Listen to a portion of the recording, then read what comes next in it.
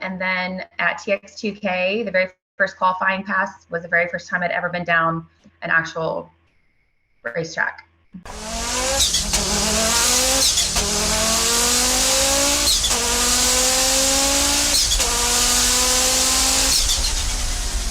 Thank you, Amie, for joining me today. I appreciate your time. Thank you. Oh, and thank you. Yeah. Thank you for having me.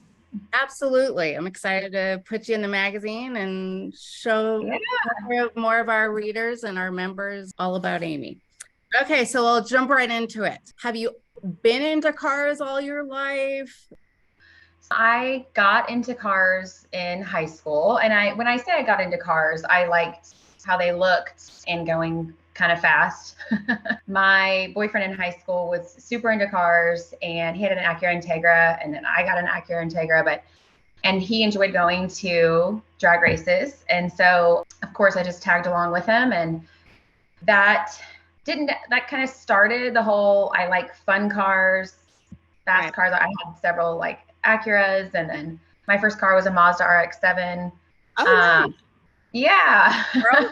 Just kind of in that scene. And then that's how I met my husband, Tony, was through that scene. And then, you know, he opened his T1 in 2005. And so we just it grew from there. Yeah. And yeah, as the kids got older, you know, Tony drove, and he just kind of got to a point where he was just way too busy at races with customers, that his racing and his car got kind of put on the back burner, and the kids got older. And I was like, hey, you know, what if I drive? Would you, that I go to races and I'm there with you with the kids, but it's kind of to the point where I can go and enjoy it a little bit more and maybe drive. And he was like, all right, let's do it. So I love it. So when do you think that was? Like what year was it?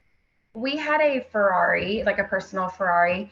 And there was a race that Tony was racing at. I think it was in 2016, maybe. He raced, and I was like, hey, do you think they would let me drive the Ferrari on the track? It was at an airstrip. It was one of those half-mile events. Okay. Yeah. And so they let me drive the Ferrari, and I was like, well, that was fun. And then we had a personal R8 even before that. I think it was 2014 that I loved driving. So it was in 2019 is when I said, hey, I think I want to drive, you know, the T1 shop car. Yeah. And so TX2K 2020, I raced for the first time, but that was in a GTR. I only raced that at that event. And I told Tony, I was like, I don't really love driving that car. And then, you know, the world shut down. That was March of, 2020.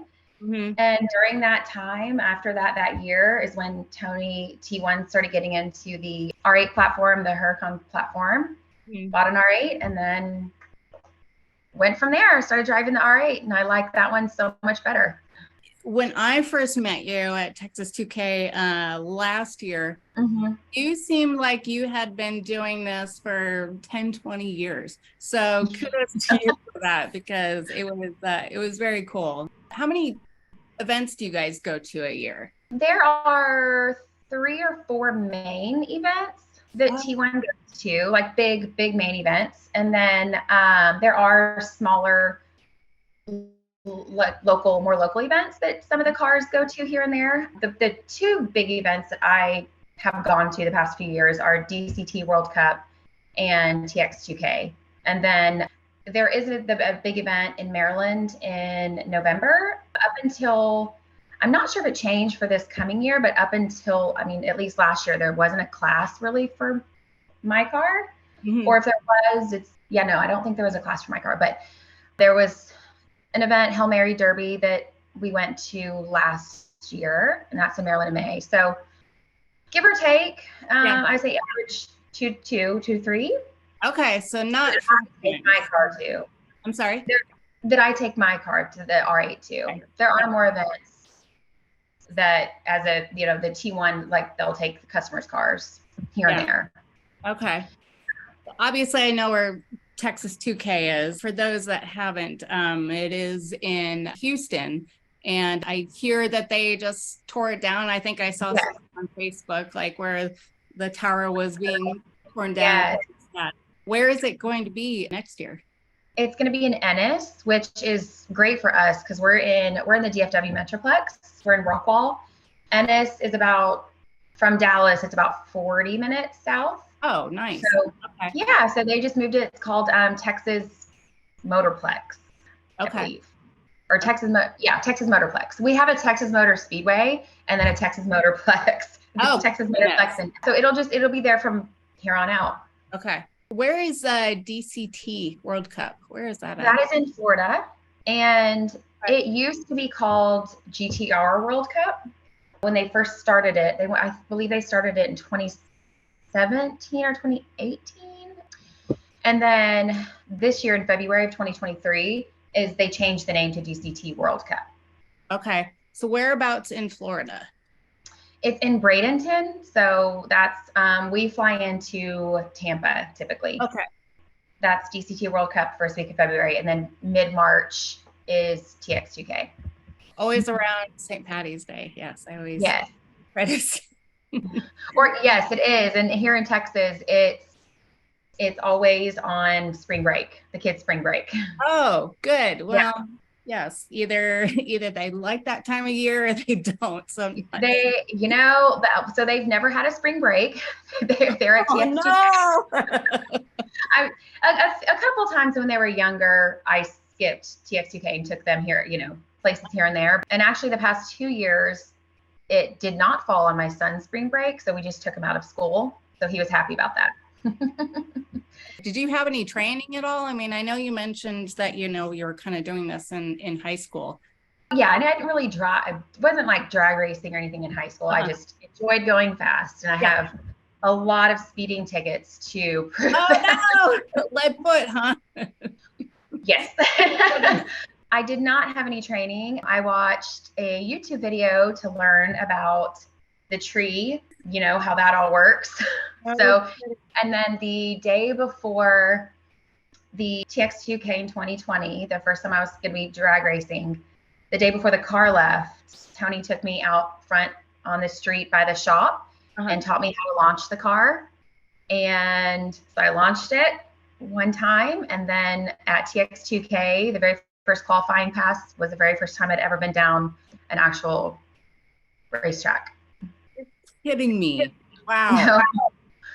That's quite impressive. I mean, I hear people going to, getting lessons and doing it for, months and months, maybe even a year before they get into it. But no, day before, no problem. Oh my God. I was very nervous, and I have very, I guess, visual type of memory, and so I would just kind of go through the motions in the race car and just kind of visualize it in my head. And so that, I think, helped me a lot because I just visualize everything, every step of the way. And so I think that helped me a ton, just watching the YouTube video and then visualizing the whole process over and over. That is so. Your first time going, was that in the R8 that's in the picture behind you? No, the very first time was a GTR. So the first time I drove this car, we took it to World Cup in 2021. Okay. And I had never driven the car. I had never sat in it. And so I told Tony, I said, why don't you make a test pass and make sure, nobody had ever driven it, basically, from things that they had done. Okay. So Tony made a test pass, and he broke something, so I never was able to drive it that weekend. So TX2K 2021 is when I first drove the car. Can you go into a little bit about that car? Horsepower, year? Yeah, so it's a 2017. When I first started driving it, I don't quite remember what horsepower it had when I first started driving it, but now current to date, it makes 2,400 horsepower. So when I'm sorry? Sorry, say that again. 2,400 horsepower. Wow. Wow. Yeah. Yes. That's impressive. You know, I know there's a video out there of the pass that I made where it's doing a wheelie. It's fast. So I mean, I see. Is this the one where the picture that you have behind you? Is that? Yes, it is. Really? Oh yes. My gosh. Wow. It's not supposed to do that. No. It's not ideal. But you were going fast as hell. Okay. Yeah. It was last year that you had some record that you possibly might have made. Yeah. So I drove the car at TX2K last year in 22. Just honestly, the first pass off the trailer, I asked Tony, I'm like, okay, what are we expecting? And I think he said something along the lines of like maybe like 7.8 or 7.9. I don't remember. Okay. And off the trailer, it went 7.6 something. And we weren't expecting, they weren't expecting it. There's actually a video out there, and I will try to find it, of somebody, just a friend was videoing from the line, and none of us expected it to go that fast off the trailer. And there's a video of everybody just freaking out. I know great. Which one you're talking about. Yeah. Yes, just jumping up and down. So yeah, it had a great weekend at TX2K, came home with first place. And it was just every single time I went down the track, it was consistent or better, or it was a great weekend. And so the next, I drove it at DCT World Cup this year in 23, hit more personal best and went 7:43. That's the pass of the picture behind me, 7:43 at 200 miles per hour. Wow. Yeah. So that is now the world record. I don't know. Oh, come on, it is. I'm not sure if since then, if it's been somebody else has done it. I actually don't know. But in my world, it's the world record. Yes, let's just go with it.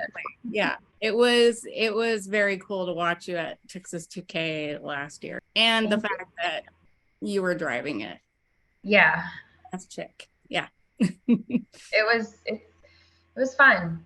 And it's interesting. I don't, every time I would make a pass and I would come back to, where the trailer is and all that, and the guys are all waiting and everybody's like, congratulations. And it's a weird feeling. Yeah. It's not something, it took me a while to kind of get used to that and be used to basically being a badass in that regard. I'm like, oh no, it's no big thing. And it took me a while to be like, okay, wait, Amie, no, you're doing a pretty badass thing.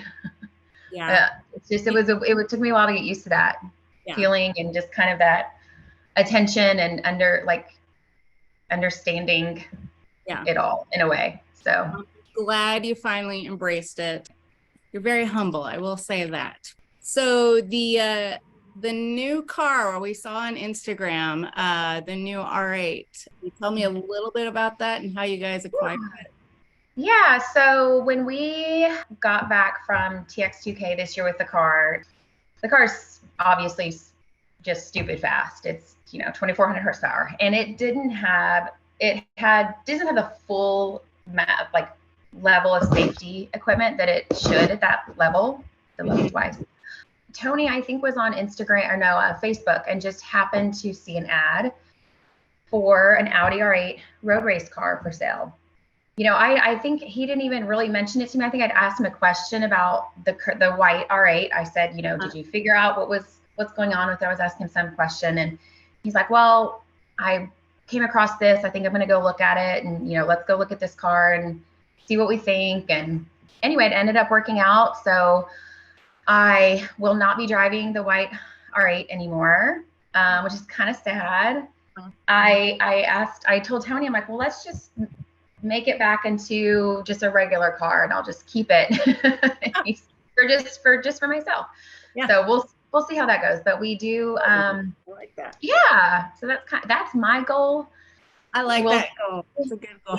Yeah. But the road race car, it already has all of the safety features that it needs. So I mean, it just needs basically to take this setup and put it in that road race car.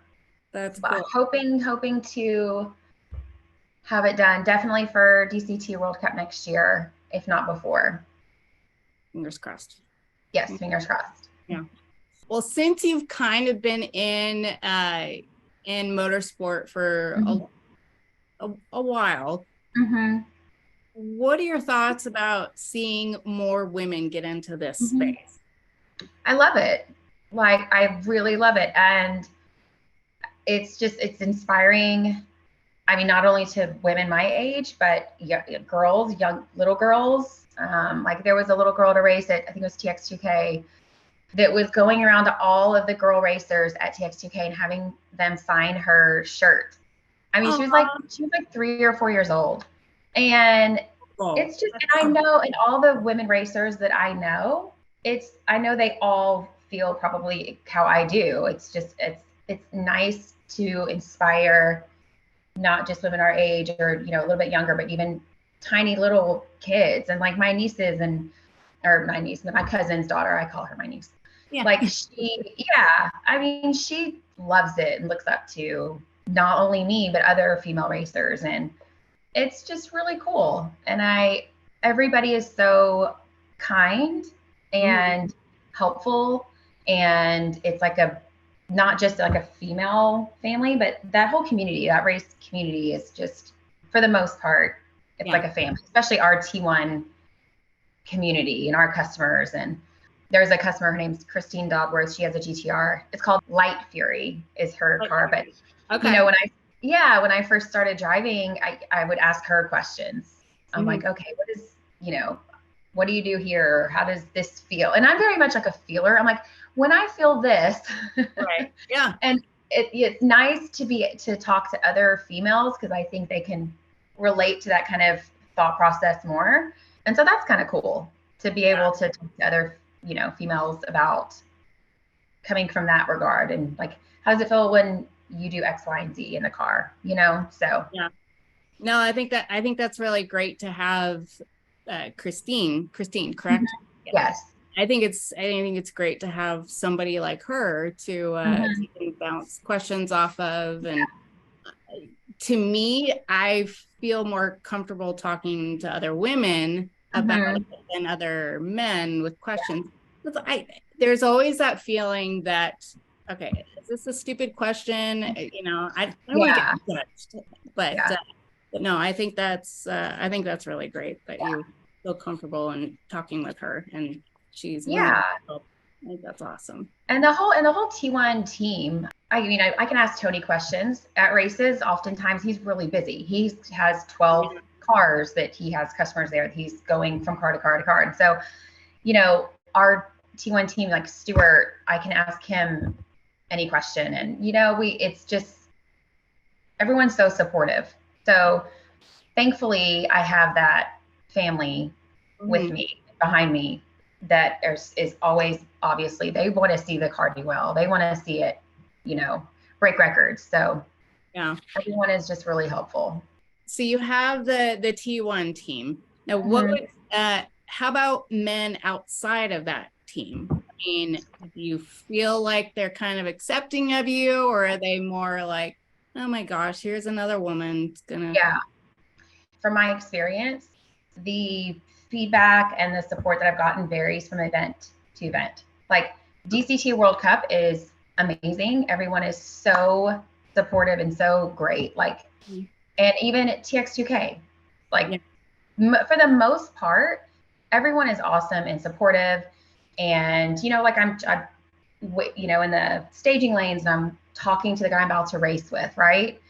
And it's like, you're just chit-chatting, sharing information. There's just like a sense of camaraderie. And so for the most part, I feel very supported and excited. It's exciting and fun, and there's not any, drama. There has been drama, here and there. Like, there was an event that we were at, was it last year? And just, to be fair, the event wasn't put on well. The classes were kind of all messed up.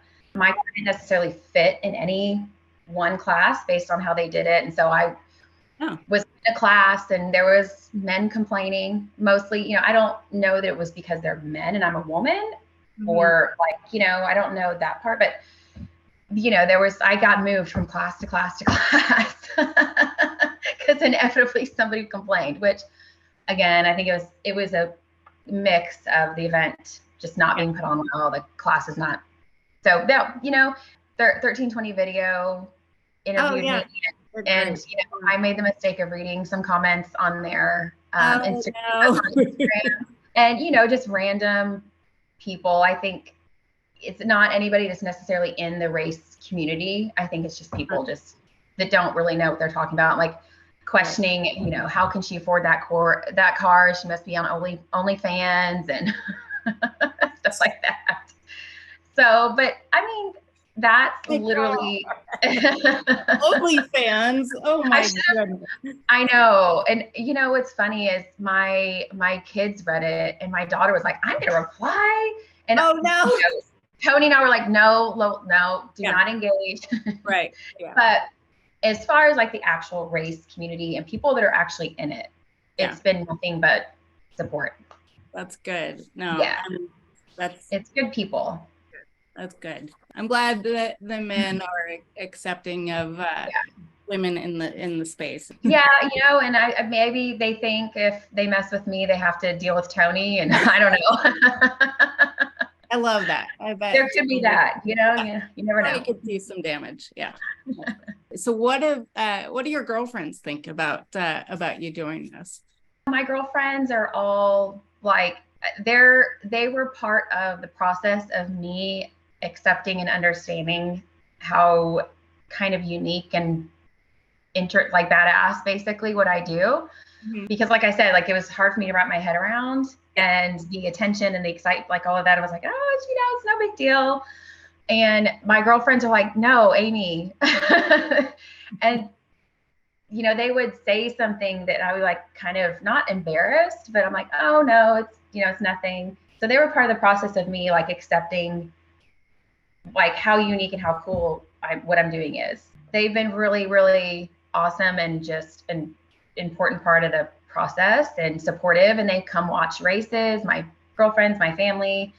They share videos on social media. So that's cool. Yeah. Well, I have a really good group of girlfriends and friends that are just there for me. That's awesome. I was fortunate enough to meet Cheyenne, your girlfriend. Yes. And oh my gosh, absolutely loved her. Does she go to races with you a lot, or is it just so her fiance is Stuart, and Stuart works for T1. Oh, okay. So and he races as well at some events. So she's been coming to races. She's been coming to races before her and Stuart were engaged. Oh, no kidding. With me to watch Tony, or so she's been coming to races for a long time. Excuse me, if she's there, she's like she's the one like making sure my harness and everything is tight, and making sure my helmet's all good to go. Yeah, she's like the best. You got the best. Yeah. Huh? You got a wing girl. Yeah. Yes, I do. And if she's at a race, she is right there. Yeah.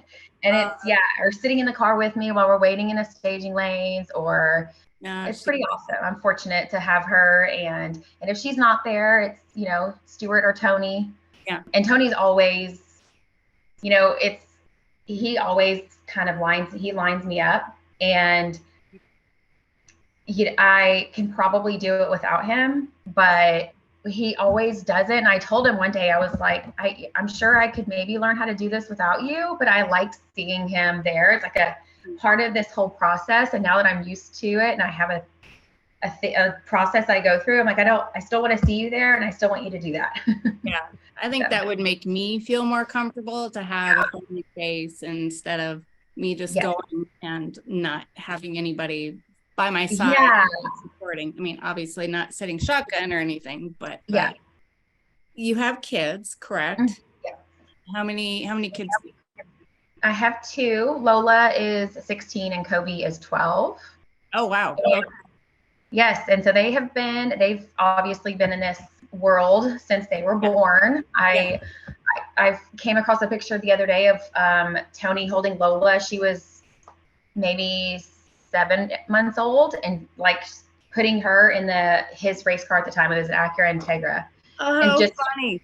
yeah, so they've literally been at races their whole life. So is this a family event?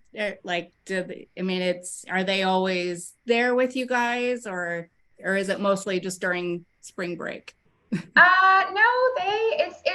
it's a little bit of both. If Kobe could come to every race, he would. Yeah. Lola, as she's gotten older, she doesn't like how loud it is, and she'll go and work at the T1 merchandise booth, and she actually enjoys that. She has fun doing that. So yeah, so they come to whatever they can. Like we took them to DCT World Cup this past year. Mm-hmm. Last year we did not take them. It kind of depends on what they have going on with school. Okay. And then like local events, they definitely go to. So okay. It varies. Would you mind if we ask maybe Kobe some questions? Sure. Okay. Yeah. Grab him. Okay. What's up? Here he comes. Okay. All right. You're in this screen. Do you see it up there? Yeah. This is Kobe. Hi, Kobe. Hello. Nice to meet you. I'm Leanne. Nice to meet you too. I like the shirt you've got, the Red Bull Thank shirt. So are you a F1 fan or just I'm more of a soccer fan. Oh, soccer. Okay. Sorry. I thought that was F1. Okay. My bad. Okay. So I've got some questions for you, Kobe. So how do you feel about your mom drag racing? I mean, it's fun, like going to the races. I mean, she's busy a lot because like my dad has to tell her stuff just in case. And like when we're going to go watch, I get really terrified because like I don't know if anything bad's gonna happen. But then I like also know that the car is really safe and it has a roll cage and everything. And I know that she'll be okay even if she did crash. So yeah. That's sweet. What is your favorite thing about the R8, the one that's on your mom's screen? What's that one right there? Yeah. I really like, mostly I like in slow-mo. It's really fun to like watch. If like when she popped the wheelie, it's a small one. It's really fun to like watch it in slow-mo when it's going because it's like it's so quick, but it doesn't seem that quick. No, that's very, very true. Your mom's R8 is very neat. When you get older and you can, you're able to get your license and you're of legal age, would you want to drag race? Yes, I would. I would like to do it in an R8 too because I just feel like that's like what our family does, and I would like to keep that tradition going. Oh, I love that. Oh, that's very cool. So what color would you like your R8 to be? I would like it to be like wrapped, like a matte something. Oh, well, do you have your eyes set on a specific one? I really like, I think I would want to do like the camo that my dad had on his old GTR to make it look like it's related. Yeah, that's neat. That's a good idea. Like father, like son. I love it. Well, thank you so much for your time. I appreciate you coming in. Thank you for letting me answer questions. Thank you. You're welcome. Bye-bye. Hey. Thank you. Gosh, he's so adorable. He used to kart race. So he has okay. Yeah, so he's already started down that path. But kart racing, it's like this. I can't think of the word, like F1, like not straight. Yeah. Okay. Track. Yeah. Yeah, I guess. Yeah. Track. Yeah. How long has he been doing that? He did it last year. And then he kind of, it was the same track every single time. And to be honest, he got bored with it because it's the same exact track every time. Oh, gotcha. And he's like, yeah, okay. So him and Tony still have karts, but they've taken a break from it. We'll see. Oh, okay. Well, yeah, you're doing the same thing over and over and over again. And yeah, it gets kind of boring. What would you say makes you keep coming back to drag racing each time? Well, I enjoy a challenge. I like going fast. I like the calm before the storm. I like the whole process of it Yeah. I go through a series of emotions and I get a little nervous. And then, right before when like the windows are up and all these people are around and, right before I'm about to go up to stage, that's like when I feel the calmest. And I just do deep breathing and I get super calm. And then it's like focus, go time, go down the track. Yeah. And then when that's over and I'm driving back to the pits, that's when like that adrenaline hits and I get back and I'm kind of shaking and I'm like, oh my God, what just happened? And I just enjoy that whole process. I like the feeling from the very beginning to the very end. Yeah. And I like doing something that one of the other reasons I got into it, and I think I kind of mentioned it earlier, is when I wanted to just be more involved in Tony's world, and not just Tony's world, but in that world. And so part of that was like driving, and I like that. I like that community. I like the support. I like, doing something that my husband is passionate about, that I've become, interested in and invested in. And I like, not only my excitement, but I like seeing everybody else's excitement and happiness and learning. It's, I don't know very much about the car and the very specifics. Like I can tell you, go to the T1 Race Development website and they'll, if you want to know all that. But I do like learning. Every time I make a pass, I learn a little bit more about the car. Or, I'll come back and I'll tell Tony, I kind of felt this, and I'll say what happened. And he'll tell me. I may not retain that information every time, but I do enjoy the whole process, the up, the down, the good, the bad, and just doing something different. I like change. I'm very much like, I kind of thrive off of new and excitement and all of that. And you get all of that with drag racing. So yeah. So I have a twin turbo R8. And I would love to get into drag racing. Yeah. What kind of advice would you give to me? I think you just have to go for it. Don't hesitate, don't question, don't overthink it. Yeah. Just roll with it. Yeah. And I mean, that's, in my opinion, the best you can do. I think as women, we tend to overthink things. Oh, yeah. And, we weigh the pros and cons, and we're like going through a list of why we should, why we shouldn't. Right. And at the end of the day, just, I don't know, I hate to say this, not think like a man, but kind of, and just don't overthink it. Just do it. Yeah. And because if you're constantly weighing the pros and cons and constantly questioning and overthinking, you're just delaying the inevitable. You're going to do it eventually. Why not just throw all that out the window and just do it? I've been in my head a lot, and you're right. I'm just delaying it. So I do the same thing. And it's like, okay, stop doing that. Just make a decision and go with your decision and honor it. Yeah. And you got to just roll with it. Just roll with it. Literally. Literally. Yeah. What is the next event for you guys? So I know for T1, there's a couple streetcar takeover events coming up that are kind of, I think they're in Texas and Oklahoma, maybe. I'm not 100% on that. But the biggest event coming up for T1 is in Maryland, World Cup Finals. Okay. I know T1 will be there with a majority of our customers. I don't know if the new R8 will be ready for me to go to that event in time. For sure, the goal is to have it ready for DCT World Cup in February of 24. I'm very excited, especially with Me too. Yeah, it's totally different inside. I mean, the white R8, it's, there's still a passenger seat and it has everything still. And the new one, it's like a legit race car inside. it's different. So it'll be exciting. Something new challenge.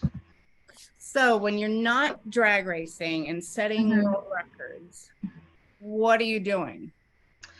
Well, like I mentioned earlier, I have 2 kids. So momming, which involves, being a chauffeur or a chef, a house cleaner. No, they're yes, all the things. But no, I teach yoga. Okay. So I started doing that in 2017.